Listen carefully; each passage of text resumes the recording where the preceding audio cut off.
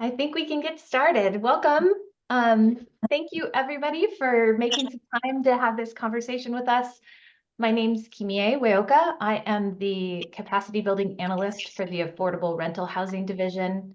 Um, does everything look okay on the screen? Are you getting any weird things? Everything look kind of, everything's visible? You can hear me okay? I can hear you great, and it looks great. And just a reminder for everyone, if they could mute their phones to reduce the background noise, that'd be great. Thanks, Camille. Great, thank you, Cassie. We've got a great team here helping out. We've got Cassie Clark, Michael Parkhurst, Claudia Cantu, Love Johnson, and Angelica Martinez will all be helping out with the breakout rooms later today. And I'm just going to dive right in. We are going to be updating some of the framework around how the GHAP capacity building funds are distributed. And so we're going to have kind of a deeper discussion today about one part of that framework, and we'll have more conversations coming up in the months ahead about the other pieces. So I will get us going here. Is it doing it? Is it advancing? It's not advancing. Advance. Oh, of course. Okay. Some materials that will probably be helpful for you to know about.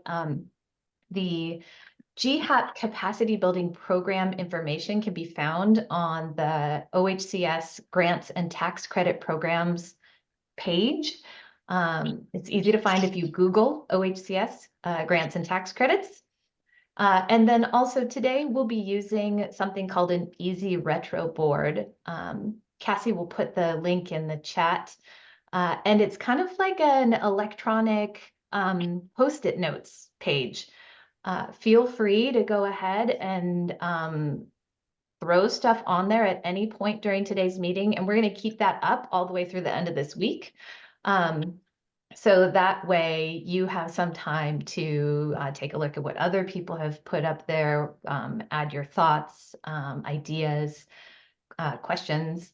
And then after the end of this week, staff will be working on combining, and we like to use the word synthesizing, and providing a lot of the feedback that you gave to us back to you, and let you know how that feedback will be impacting the framework as we go ahead. Let's see. Oh, you can also put any questions that you might have during the presentation in the chat. If they are clarifying questions, we will try and get to them as soon as possible or take a pause. Questions that will be related to the discussions that we'll have in the breakout rooms later. I think I will ask you to hold on to those ones until the breakout rooms, and we'll have time to dive a little bit deeper into those questions.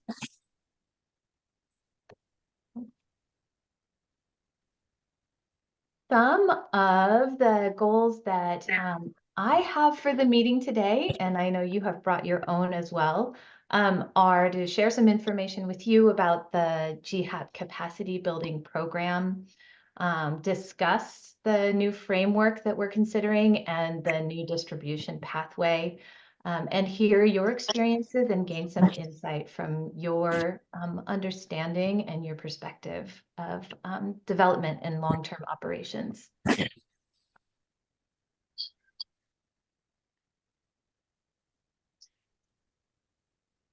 So diving right in, we've done a lot of stakeholder engagement over the last 4 or 5 years, starting in 2018. And just as recently as last year, we received a lot of feedback around what our partner organizations need around capacity building in order to develop affordable rental housing and to operate it for the long term. And so some of the key feedback that we received, themes that rose to the surface again and again, are that grants really need to be multi-year to truly help build capacity. That OHCS needs to streamline our grant-making processes and address internal policies and other systemic or process barriers. We need to make these capacity building funds as accessible and as flexible as possible, and not be too prescriptive. We need to use these funds to deepen the bench and build out the workforce, and not in just the smaller kind of component of the ecosystem around development, but really thinking about the broader ecosystem that supports development and long-term operations of multifamily affordable housing. We need to find more pathways for distributing the GHAP capacity building funds.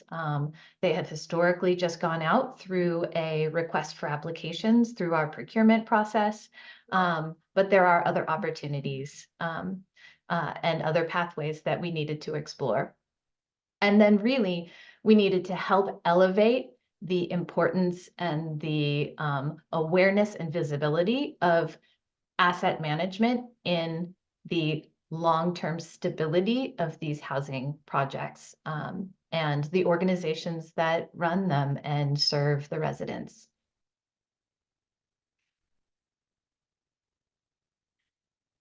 So in addition to some of the strategic priorities that guide this program, there are other guiding frameworks that that need to align and also provide influence and govern the offerings that are created through this fund.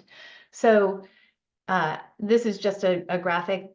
This graphic and other ones you see, they are all on the GHAP capacity building webpage if you want to take a look at them in greater depth. But this is just kind of an example of how we have our strategic priorities for the program, but they don't live alone. They also have to align with and support the equity and racial justice policies and framework for the agency, the issues and areas of greatest need identified through a variety of assessments and analyses like the Oregon Housing Needs Analysis. And then, of course, we have state statutes and administrative rules that we often have to work within. And sometimes we can work to change or eliminate or, revise to better serve our needs and yours. So the current strategic priorities or the kind of guiding questions that we ask in this program before we build any new offering is, does this build knowledge and collective power for our housing organization partners? Is it building capacity for those organizations to determine their own path, to if they should choose not to partner in future developments, or that's a goal of theirs, what do they need in order to get to that goal? Build long-term stability, both for those partner organizations and also for the housing that exists out there, and also for the industry as well and regions, and to build leadership capacity to do this work and lead this work.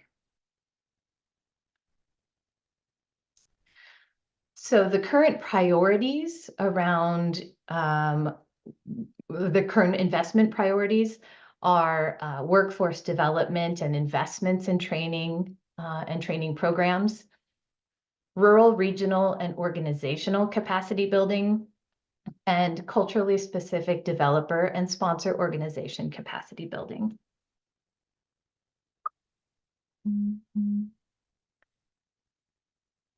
Highlights from some of our work in 2023.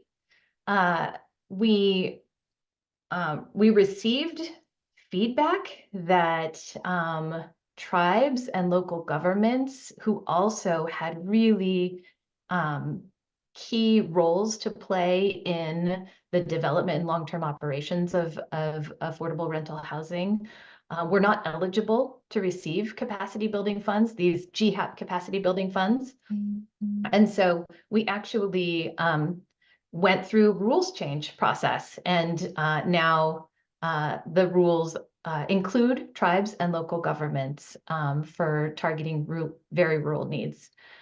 We partnered with other funders in Oregon to boost projects that aligned well with our priorities, our agency priorities, and our housing development goals and training priorities.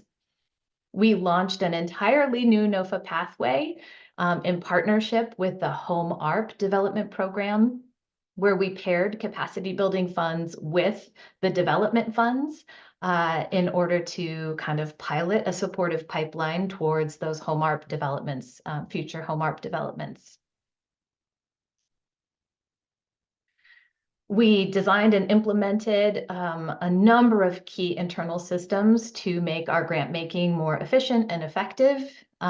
We have more skilled staff available now and going forward in 2024 that will help drive this work forward. And the new centralized application process that's in development will presents a great opportunity for the GHAP capacity building grants to also be allocated through that centralized application process.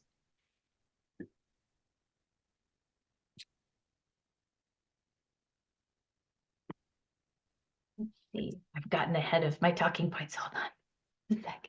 Okay. So given what we've learned over the last 10 years of this grant, at least, and from the stakeholder engagement we've done, and also given the context that we are working within at this point in time, the current framework that we're recommending for 2024 includes these 3 primary conduits for distributing funds. One is a conduit that would allow for us to do direct grants to developer and sponsor organizations towards building new housing and supporting the retention and preservation of existing housing and portfolios. Second conduit would be for training and workforce program investments. And then the third is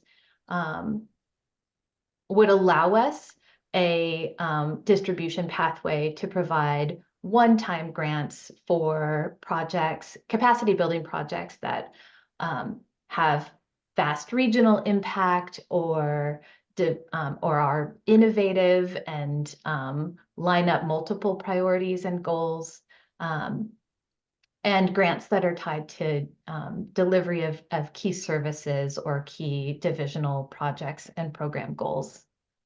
Today, we're going to focus primarily on the direct to organizations, direct to sponsor and developer organizations grants, which are the item number 1 on this graphic.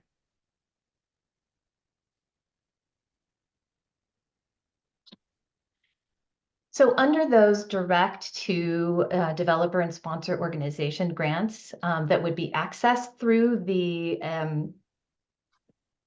centralized application process, excuse me, they would continue to be multi-year capacity building general grants. I'm specifically call them capacity building general grants because we will have these other distribution pathways which have a different focus and purpose. They need to be tied to a new project or a project or a future project that the developer or sponsor are trying to move forward, or an existing in-service project. For example, a asset management capacity building need to sustain an existing portfolio. They're directly to eligible developers and sponsors. And when I say eligible developers and sponsors, the GHAP capacity building funds are the baseline eligibility to receive GHAP capacity building funds is that your entity needs to be either a tribally designated housing entity, federally recognized tribal housing entity, a nonprofit organization, a public housing authority, or a local government. And so those are kind of the baseline eligibility. We would maintain our current rural and culturally specific organization priorities. And we would need to consider an additional focus on geographic priorities, capacity building projects, or future or existing properties or projects that are intending to meet an unmet need in a geographic area or a particular underserved community or population, and preserving and managing assets.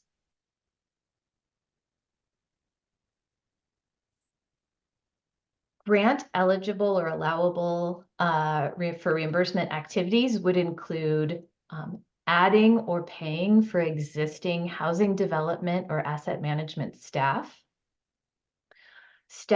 and regional partner training and education, technical assistance and consultants, housing development and operations related engagement and coordination, hardware, software, consultants you might need to bring in to help strengthen internal systems, or other things you need to bring in, put in place in order to strengthen your internal systems for long-term operations and management of affordable rental housing or development. And some project-related pre-development soft costs. Currently, we have the threshold set at up to 10% of your requested funds, your requested amount, can be budgeted towards project-related pre-development soft costs. But the grant activities topic, as well as more specifically these pre-development soft costs, are part of the breakout room conversation and questions that we have for you around what do we absolutely need to keep on this list, given that we now have a pre-development loan program, given what you know and understand you can recoup later through your project budget after your project is awarded funding for development. These are things that we really could use your help in identifying what will be most helpful to you to maintain in that pre-development soft costs category for your budget.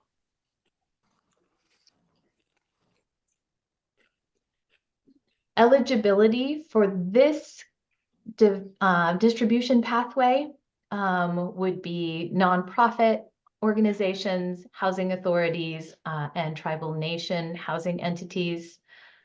You would need to have housing development or owning and operating affordable rental housing in your organization's bylaws or a documented board decision. You would only be permitted to have one of these capacity building general grants through this distribution pathway, only one per eligible entity. That would not preclude you from applying for a one-time special project grant for some innovative idea that you want to explore. That would be separate. This is just for the capacity building general grants, direct to sponsors and developers. You'd need to have a diversity, equity, and engagement agreement registered with OHCS, and your capacity building activities need to kind of clearly be tied to your goals for developing a new project idea or bringing that to fruition, or serving an existing project or portfolio.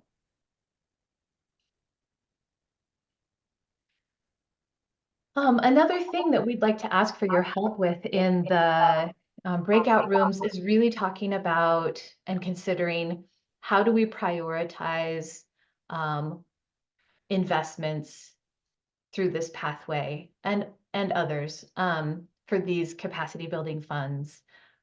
What is going to be the most effective influx or kind of boost that we can provide, and to whom? So really helping us to identify where the, how should we identify greatest areas and need and timing for capacity building funds. Some of the things we have considered are prioritizing established and emerging developers and sponsors with prior experience. At this point in time, where can these capacity building grants be most effective in helping us to meet our state's housing goals and our community housing goals, housing development goals and needs? That these funds would go to small or medium-sized organizations. They would need to have a clear intention to serve an unmet need, whether that's a community or a geographic need. Culturally specific organizations have been a priority underneath our equity and racial justice goals for the agency. So we would recommend those continuing on as a factor to prioritize those investments. That the capacity building is tied to a balance of state or rural serving project.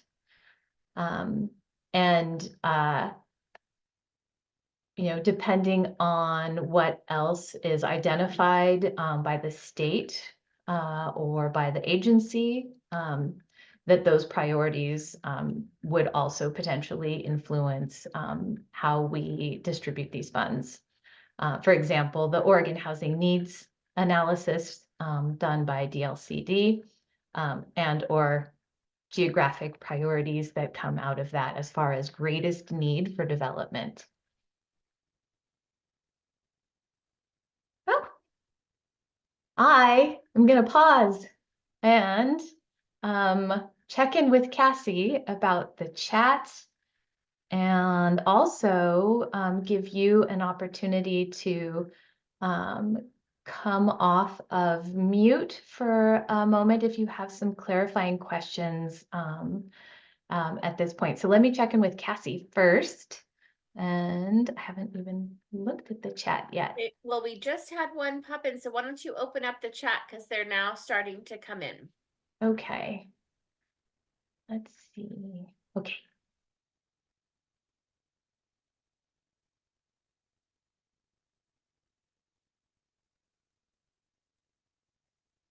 Pairing experienced developer consultants with a CSO that wants to learn is a logical match. I love that idea. Yes, and Robin Smith, you are actually one of a small but mighty group of experienced developers and consultants that are reaching out to this program and have been recently asking how we can create an opportunity to offer you as a resource, offer your knowledge and insight as a resource to provide support. So if it's okay, I will contact you. If you could put your, let's see, I'll put my contact information. Excuse me, I meant to do this. Let me put my email address in here. And please reach out to me so we can talk about this more. That's me. Sorry, I don't do a lot of these. Sorry. I will be doing a lot more. So probably by the, third one that you see me do, I'll be pretty polished here. Okay. Is there a definition of small and mid-sized organizations? I think that some programs have, and that would be something that we would need to settle on a definition for this program prior to launching. So if you have worked with other programs within OHCS and you have seen, or outside of OHCS, and you have seen a definition of small and mid-sized organizations that you like, please do send those on to me and to the program. It's absolutely an important piece of this, and those things will be clearly defined soon. But we currently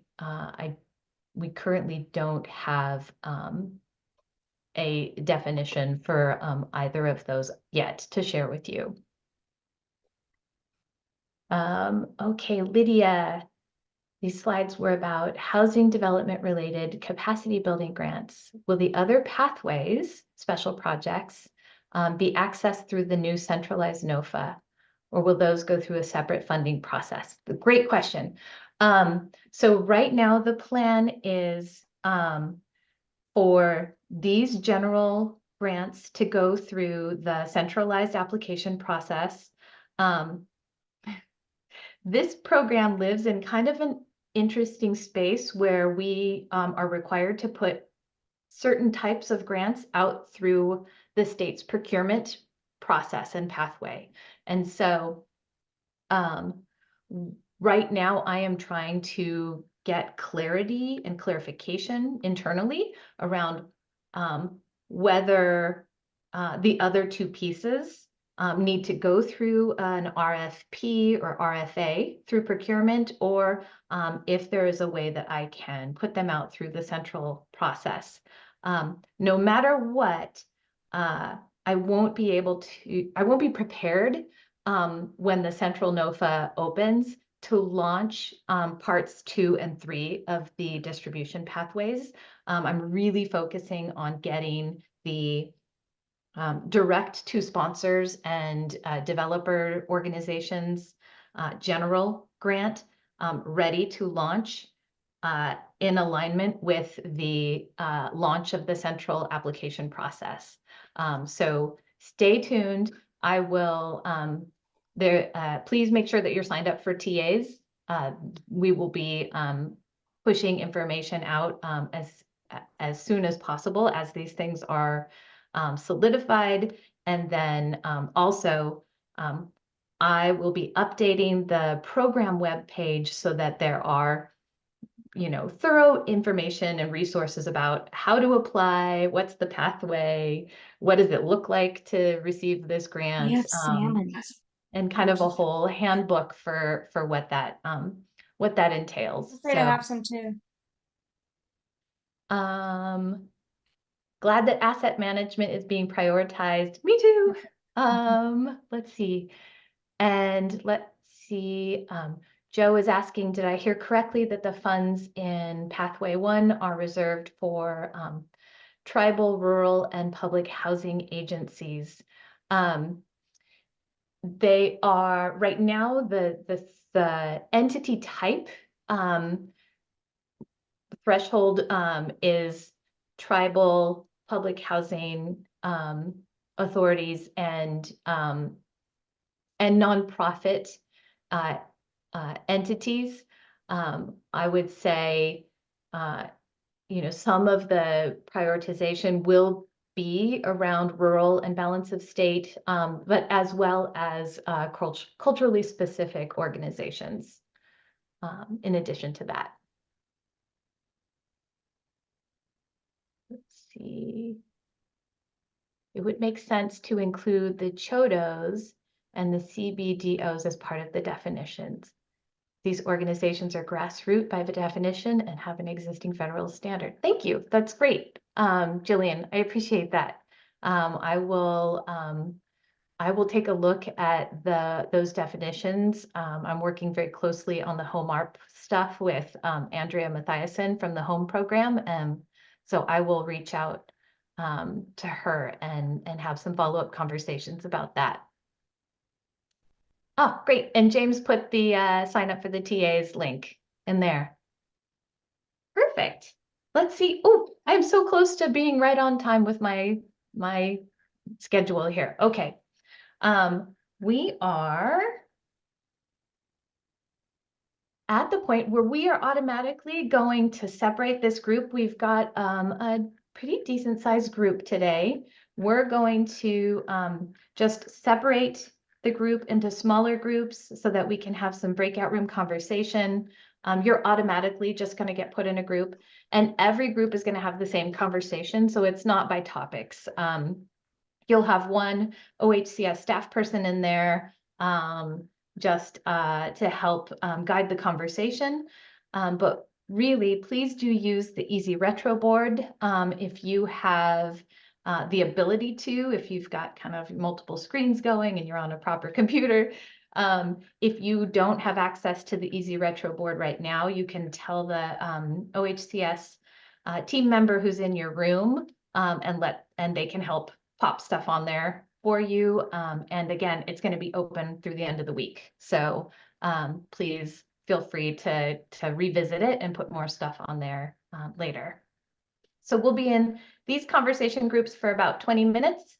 And then we'll come back and do a quick report out about key points or key items that were brought up by the groups. And then I'll give you some more information about what's going to happen next with this framework and for the program. All right. Did I Okay, forget here we anything, go. Cassie? Are No, we I good? think that's it. Here we go. I think I got it all set up, and I'll send you to your rooms, and we'll rejoin in about 2:50. Talk to you then. Thanks. Hi, everyone. Thank you for sticking around. Thank you for engaging in the breakout room discussions. I'm going to really quickly kind of go through our staff and ask for any key items that came out. I'll start with mine and just say there was some great feedback around the pre-development soft cost limit at 10%. We got some great feedback that that might be a little low and why. And some real specific information around the cost to do surveying and soils testing and how those, can be particularly hard to recoup later in the project cost. So let's see, Love, can you go next? I can, yes, thank you. Hey everyone, my name's Love. We talked to share a few points. We touched on the fact that one need organizations have is to help their own staff advance in their career and get into these higher level positions and to kind of take more responsibility within the organization. And relatedly, there was some discussion about the $150,000 cap that we talked about today, possibly not being enough for that to happen alongside the other eligible activities that are more focused on, project related expenses. So if we do want to see that staff development happen, make sure that we have enough funding and that's prioritized enough. Another thing we talked about is how people are very excited for the asset management funds specifically, and just wanting a little bit of clarity about when and where those asset management funds will be offered in relation to the ones that are more project focused. So I'll leave it there, let the other groups go. Claudia, will you go next, please? Yes. Well, we had so many questions that just could not be answered. Oh, sorry. I was trying to type quickly, but some highlights of our team here was a lot around the new NOFA process and what is that going to look like. If an organization has site control, for example, and they're ready to go, what's next? How is that scoring criteria going to look like? As far as the capacity building monies, also partnering with some of the institutions like PSU, the real estate programs that already exist.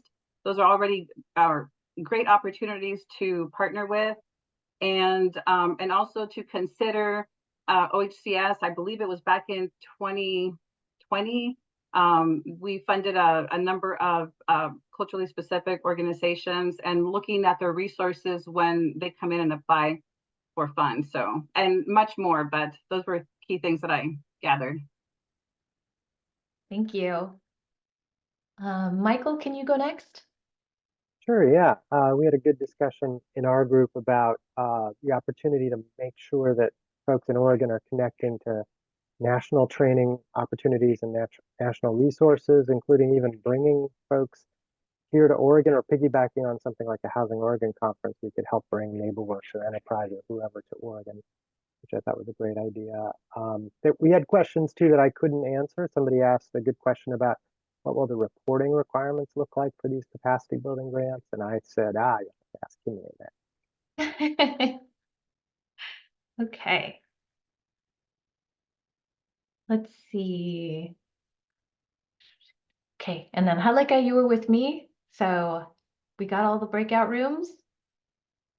Let's see, so some of the key questions, the reporting requirements, we have tried already to streamline reporting quite a bit. So there is a progress report template that we provide with all our grants. You only have to submit those progress reports 2 times a year, one at the kind of midway point through the year and then at year end. And really that's kind of asking for some basic things around, you know, what worked, what's been accomplished, what didn't work, why not? Are there policy barriers that you're coming up against within OHCS? What, you know, recommendations do you have for us around policy changes? And then any other kind of metrics specific to that grant that we had decided upon prior to executing the grant agreement. Let's see.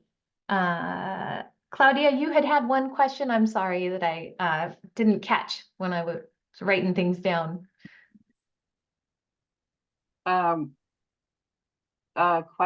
You know, can we go back to some of the questions that were asked? I didn't.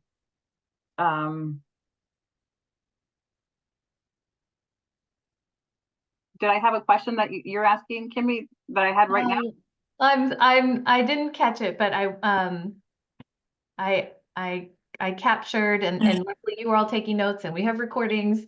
So that's okay. I will look back at your notes and then watch the recording later, but to make sure that any sort of responses to frequently asked questions or responses that we post, I want to make sure that I have a response to. Oh, yes, it was, I see Michael's comment. It was more, our team had more conversation about the NOFA process and how this capacity building money.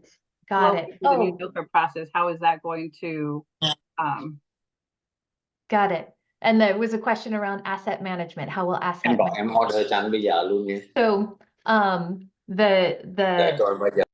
the pathway for asset management capacity building projects to access these resources will actually go through the central application process as well. And we will provide you with really clear guidance around how to access and enter that application pathway.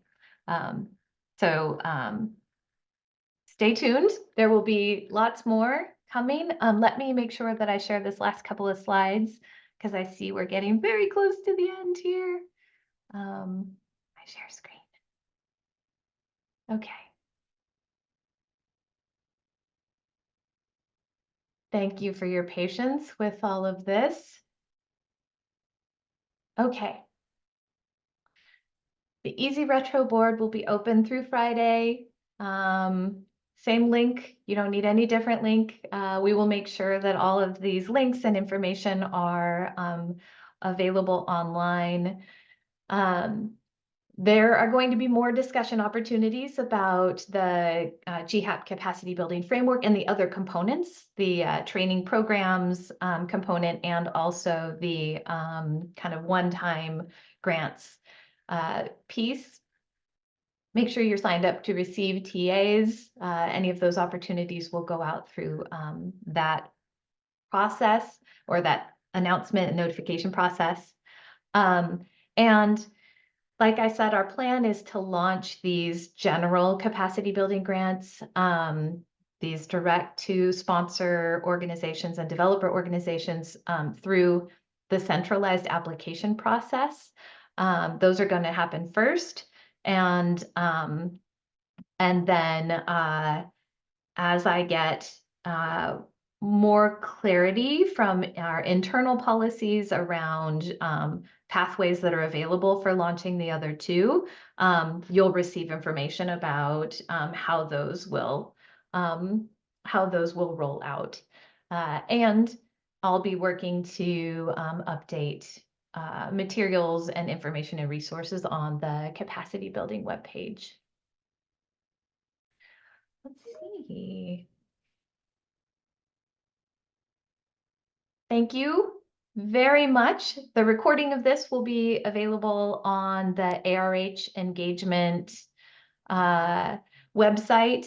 And you're welcome to reach out to me. I will also be attending and having similar conversations and ongoing conversations at a number of organization association meetings and groups. And so if I don't see you there and you have something pressing that you haven't put on the retro board and you want to talk about, feel free to reach out to me. I'm always happy to talk. All right. Thank you so much for your time. And I hope that I get to talk to you again soon. And I will have more information for you about this pathway, this distribution pathway, and opportunities to talk about the others soon. Thank you. Thank you. Thank you. Bye-bye. Have a good day. You too. Bye-bye.